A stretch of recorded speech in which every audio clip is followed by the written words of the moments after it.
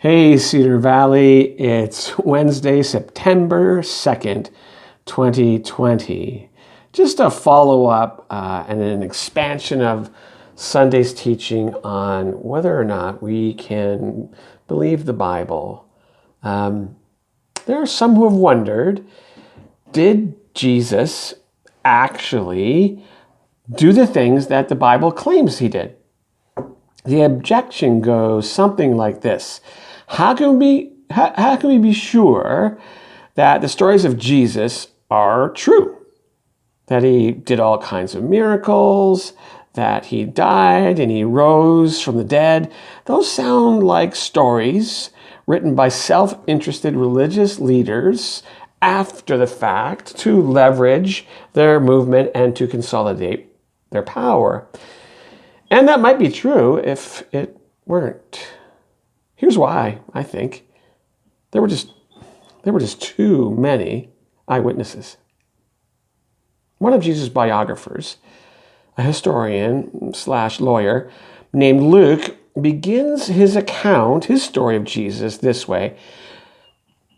Many have tried to report on the things that happened among us. They have written the same things that we have learned from others, the people who saw those things from the beginning and served God by telling people his message.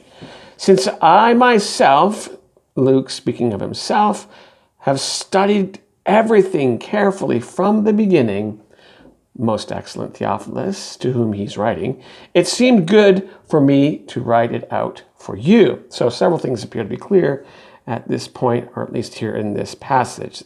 Firstly, there were lots of people telling the story of Jesus, all sort of saying the same thing. These things were confirmed by lots of eyewitnesses. And Luke interviewed these witnesses to write his own account. What this passage doesn't tell us, actually, is when Luke wrote this book, or this letter. That'd be around 40 to 50 years after Jesus' death. So way too recent for Luke to make anything up that couldn't be contradicted by surviving eyewitnesses. It'd be like me posting that the Canucks won the Stanley Cup in 2011, 40 years after their cup run. There'd still be enough broken-hearted fans around to say that wasn't true. And let's consider this. The Apostle Paul, he claims that Jesus died for our sins, that he was buried, that he rose from the dead, and then after all of that, which is over the course of a weekend, he appeared to more than 500 people at one time, and then he appeared to his closest friends. This is all found in his letter written to the Corinthian church. That's a lot of witnesses.